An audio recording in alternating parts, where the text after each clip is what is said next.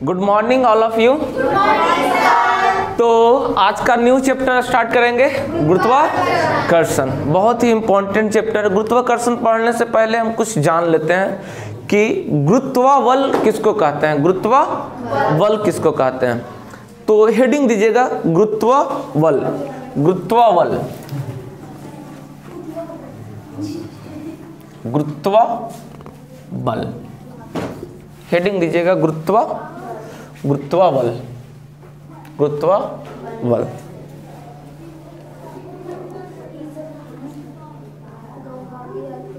हो गया, गुरुत्वाबल लिखेंगे। पृथ्वी जिस बल से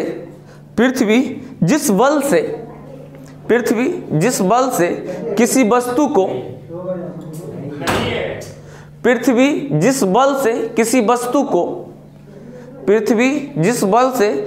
वस्तु को अपनी ओर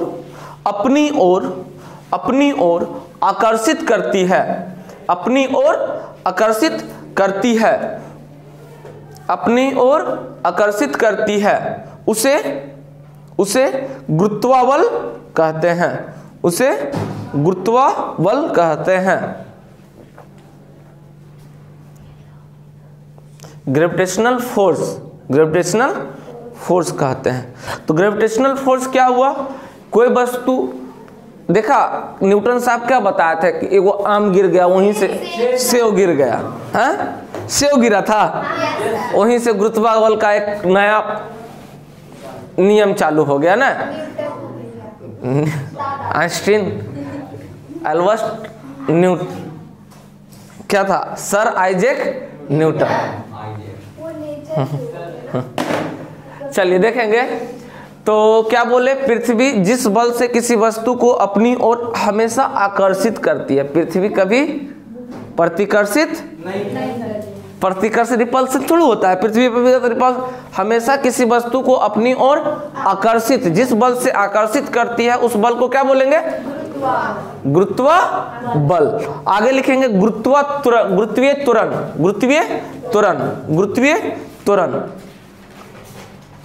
त्वरण, छोटी जी जिसको बोलते हैं, बड़ी जी से ही छोटी जी आता है। चलो लिखो, गुरुत्वीय त्वरण लिखेगा। गुरुत्व के कारण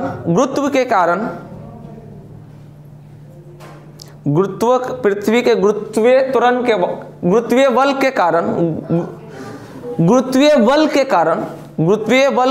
किसी वस्तु में उत्पन्न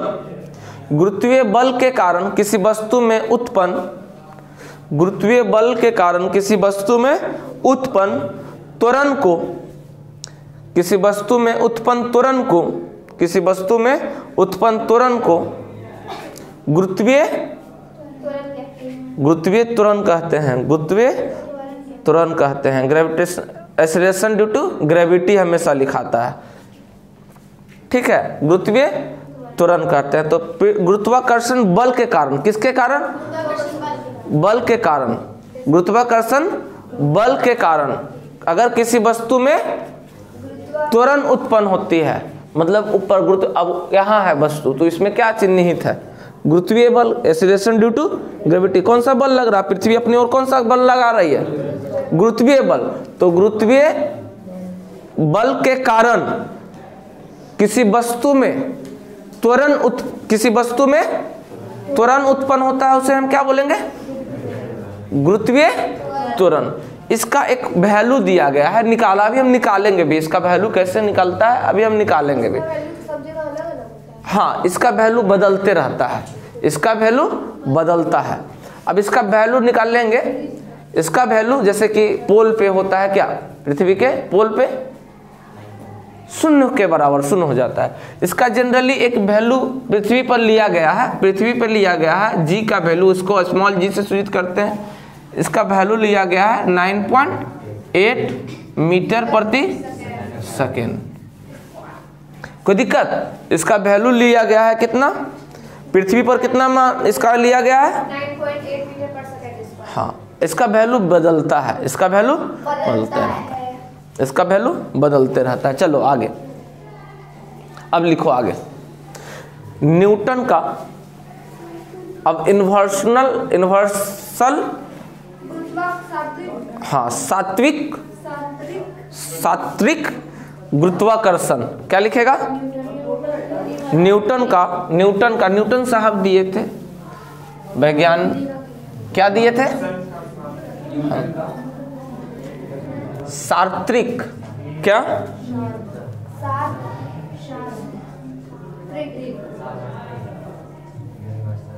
सात्विक गुरुत्वाकर्षण।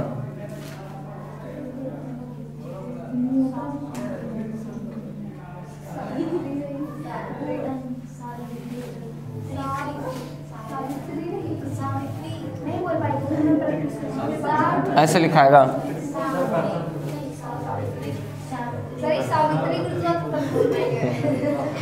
सात्विक गुरुत्वाकर्षण।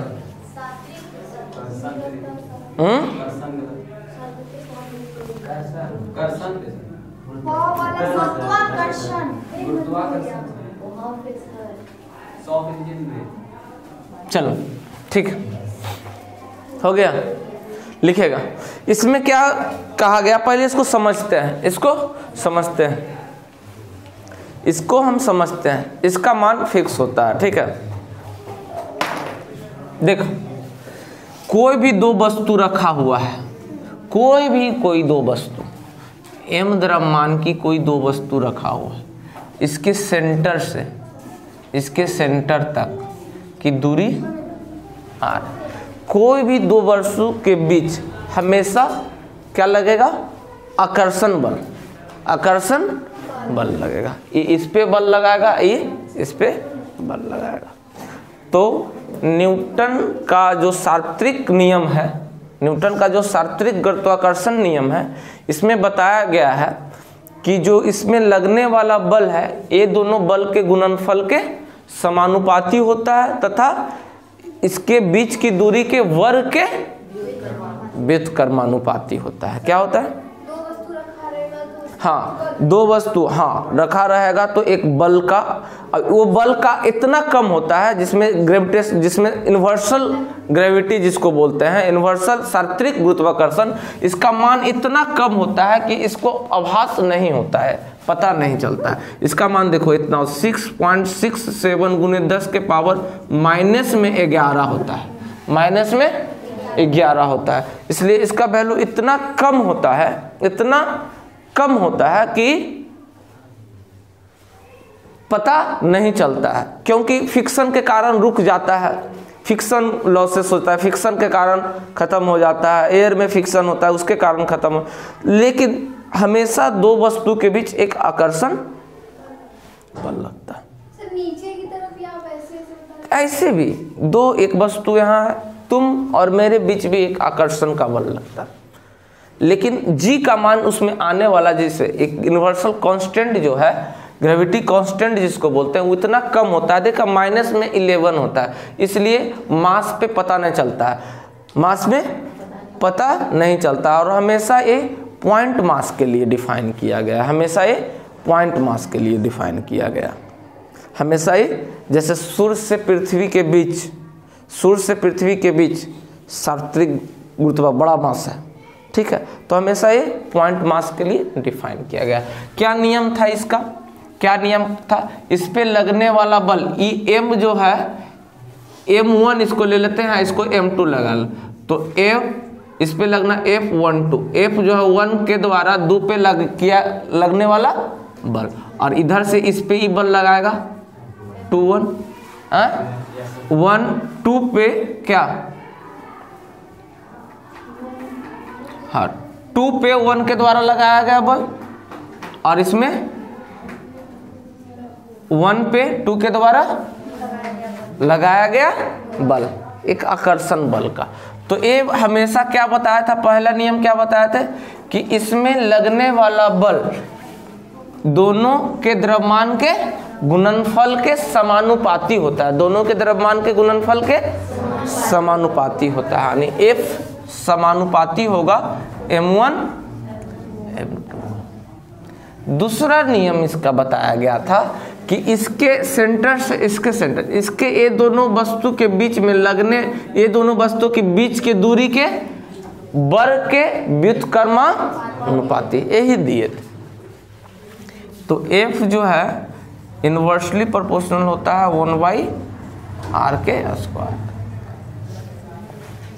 तो यहाँ से हम समीकरण 1 और 2 से समीकरण कंबाइन करेंगे, समीकरण 1 और 2 को कंबाइन, इक्वेशन फर्स्ट एंड समीकरण 1 और 2 को मिलाएंगे जब, तो क्या होगा, F जो होगा डायरेक्टली प्रोपोर्शनल m1 m2 बटा r²। तो F जो होगा यहाँ पे किस तरह का कांस्टेंट होगा, इस प्रोपोर्शनलिटी को हटाएंगे तो एक कांस्टेंट टर्म आएगा। उस कांस्टेंट टर्म कैसा कांस्टेंट टर्म आएगा, कैसा आएगा, कैपिटल G लेते हैं, जिसको हम लोग क्या बोलते हैं, सार्वत्रिक गुरुत्वाकर्षण।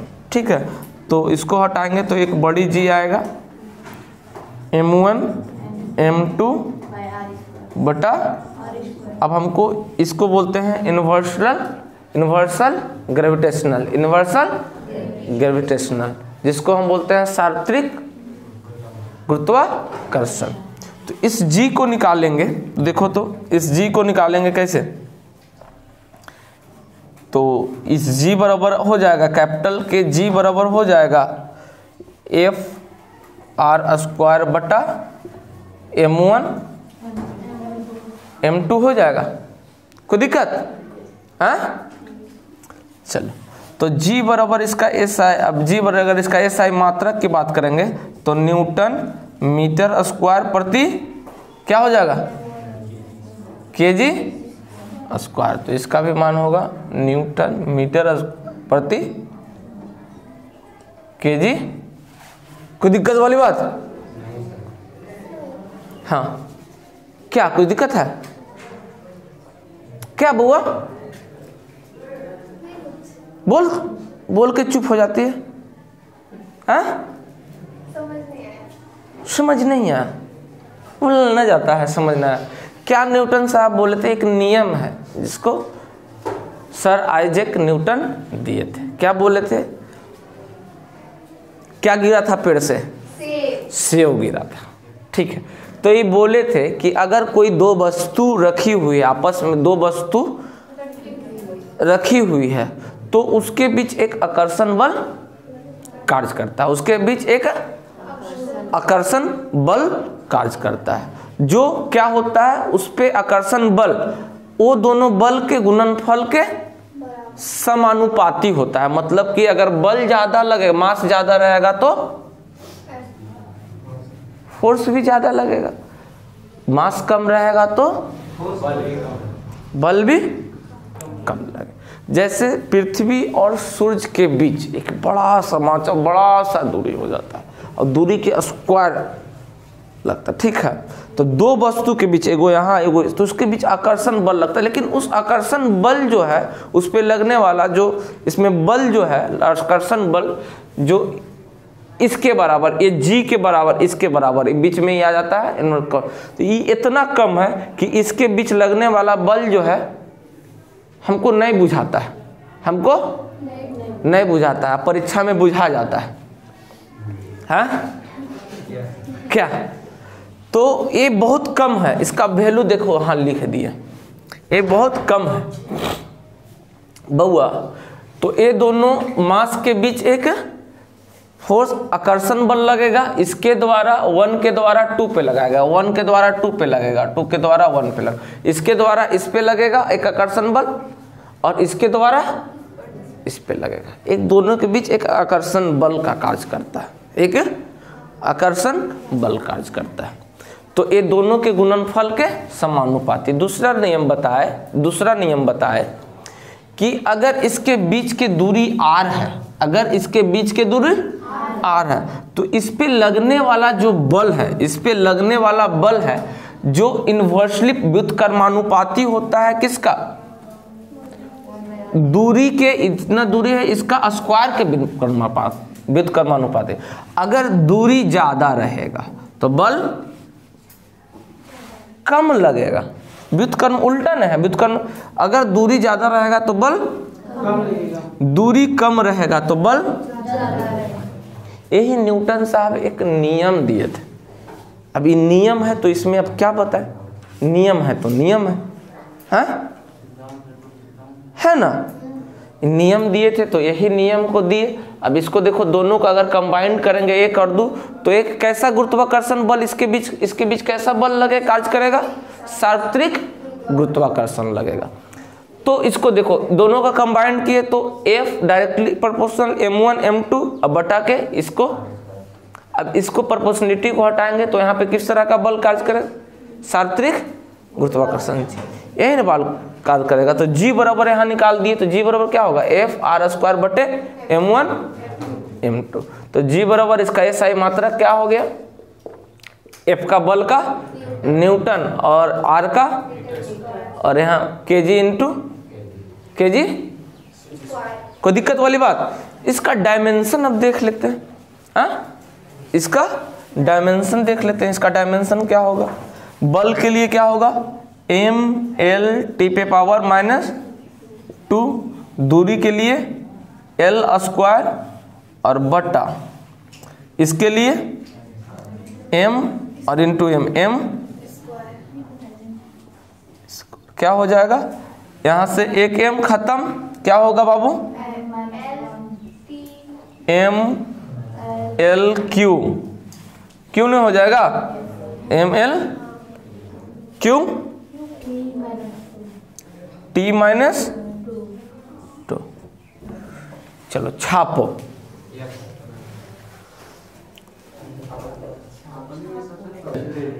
देखेंगे यहाँ, देखेंगे एक से एक कटेगा तो एक नीचे बचेगा ना, तो ऊपर आएगा तो ये माइनस का 1 है, सुधार कर ले।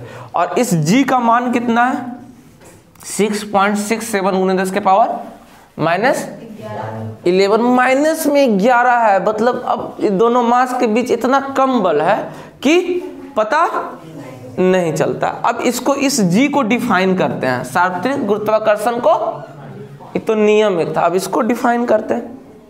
ठीक है, मिटा इधर।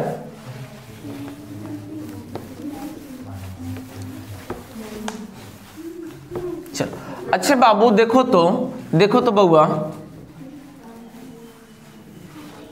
देखो तो G बराबर क्या है, F(r²) बटा m1 इंटू, दोनों का जब एकांक द्रव्यमान की कोई वस्तु लेंगे, जब एकांक द्रव्यमान का m बराबर हम ले लिए कितना, m1 और m2 बराबर कितना, एकांक द्रव्यमान ले लिए। एकांक द्रव्यमान कुछ भी हो सकता है, एकांक kg में कुछ, यूनिट मास। जब मास को हम क्या लिए, यूनिट मास, वो किसी भी यूनिट में हो सकता है।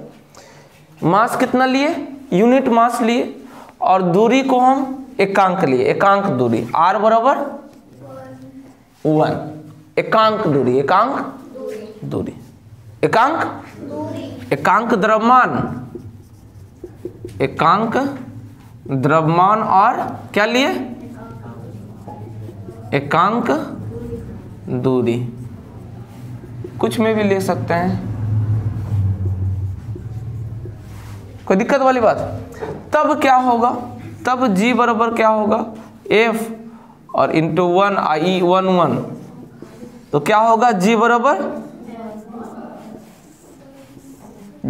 क्या हो जाएगा, F हो जाएगा। G बराबर क्या हो जाएगा, F हो जाएगा। कोई दिक्कत वाली बात। तो इसको लिखो, इसी तरह से इसको डिफाइन करेंगे, इसी तरह से इसको डिफाइन कर लिखेंगे। गुरुत्वाकर्षण बल, सार्वत्रिक गुरुत्वाकर्षण किसके बराबर होगा, सार्वत्रिक गुरुत्वाकर्षण किसके बराबर हो जाएगा, बल के बराबर, लगने वाला बल के बराबर हो जाएगा। लिखोगे, पहले लिखो उसके बाद इसको लिखेगा। यदि सार्वत्रिक गुरुत्वाकर्षण को डिफाइन, सार्वत्रिक गुरुत्वाकर्षण किसे कहते हैं, सार्वत्रिक गुरुत्वाकर्षण, जी ना है, इसको क्या बोलते हैं, सार्वत्रिक गुरुत्वाकर्षण किसे कहते हैं, सार्वत्रिक गुरुत्वाकर्षण किसे कहते हैं। लिखेगा, यदि एकांक द्रव्यमान एकांक द्रव्यमान की दो पिंडों, एकांक द्रव्यमान की दो पिंडों, एकांक द्रव्यमान की दो पिंडों पिंड एकांक दूरी पर रखा है, एकांक दूरी पर, एकांक दूरी पर रखा है, तब उसके बीच लगने वाला, उसके बीच लगने वाला, तब उसके बीच लगने वाला, तब उसके बीच लगने वाला आकर्षण बल, तब उसके बीच लगने वाला आकर्षण बल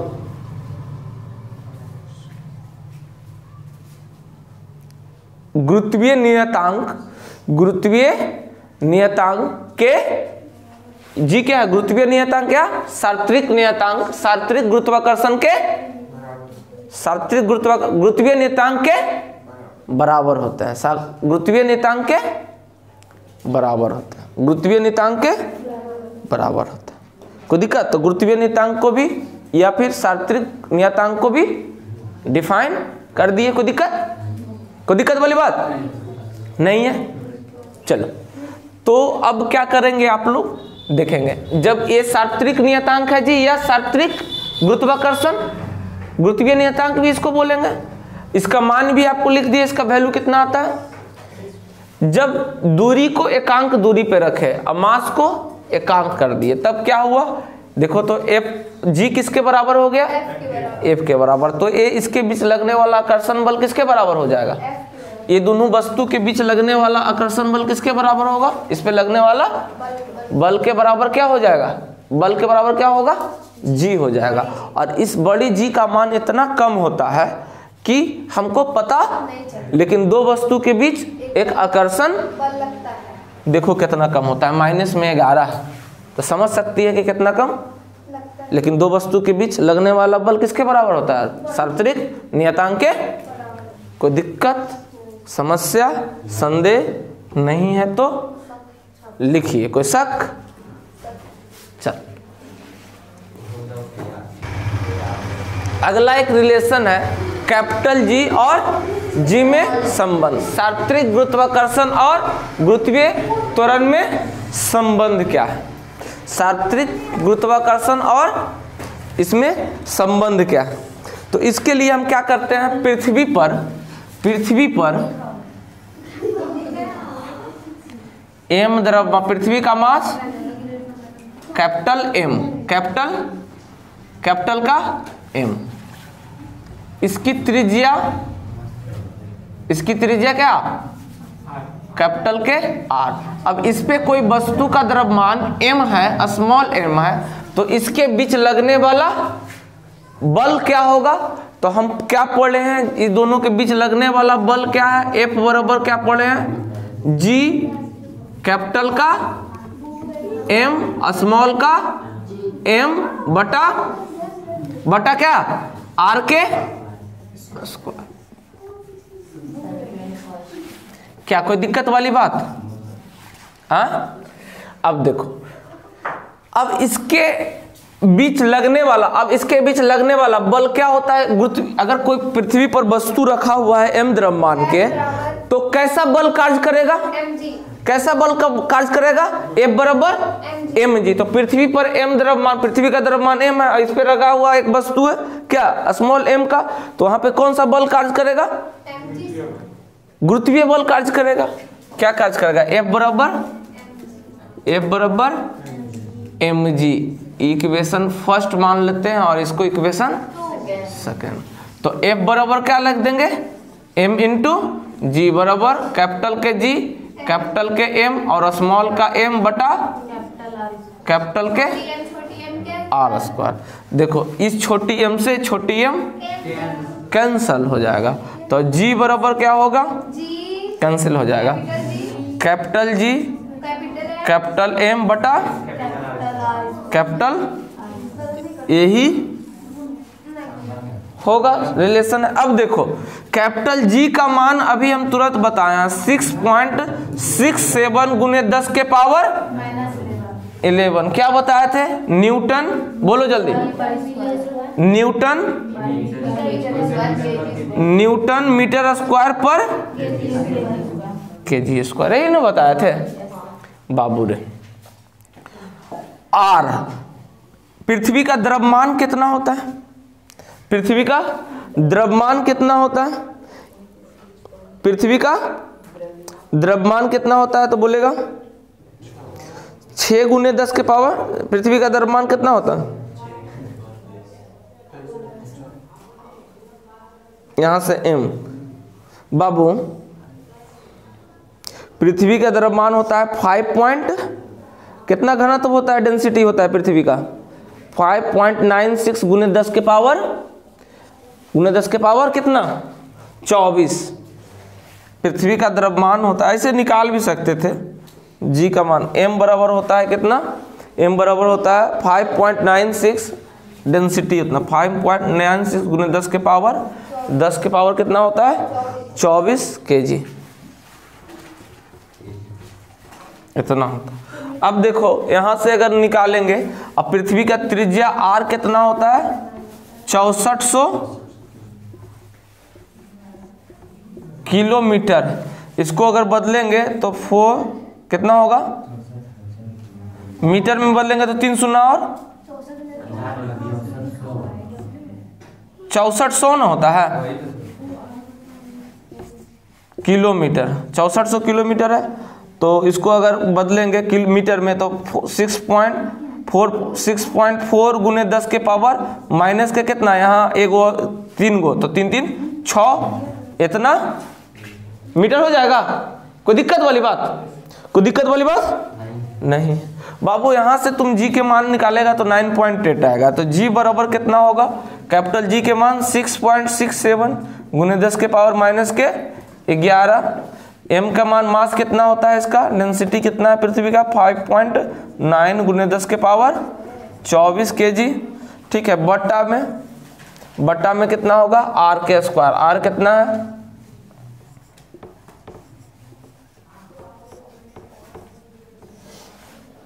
मीटर। इसको काट कुट करेगा तो ये जी का मान निकल के आ जाएगा 9.8। देखो सब मीटर में था, मीटर प्रति, यहां देखो सर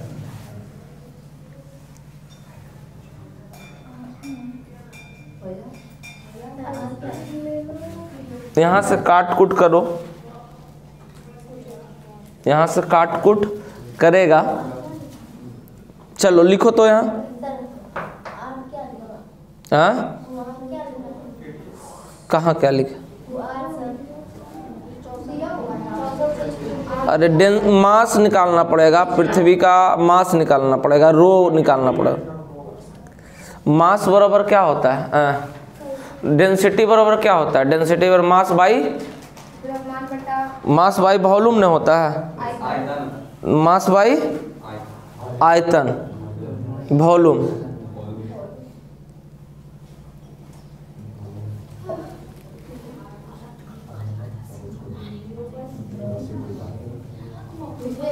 हाँ सबका वैल्यू पुट करो, इसका मान निकालो तो कितना होगा।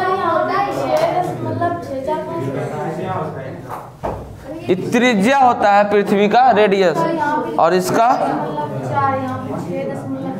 अरे देखो ये 2 शून्य, अब एगो शून्य और करेंगे तो पॉइंट के बाद एगो और शून्य हो जाएगा, तो इसको लिख सकते हैं 6.4 × 10 के, यहाँ गुने 3 शून्य, ये किलोमीटर हो गया। अब किलोमीटर को मीटर में चेंज किए तो कितना 1000 होगा, तो 6.4 ये 1000 गुना किलोमीटर को मीटर में, तो ये हो जाएगा 1000। ठीक है, तो क्या चीज में आ जाएगा, मीटर में आ जाएगा, तो हो जाएगा 10 के पावर 6। हाँ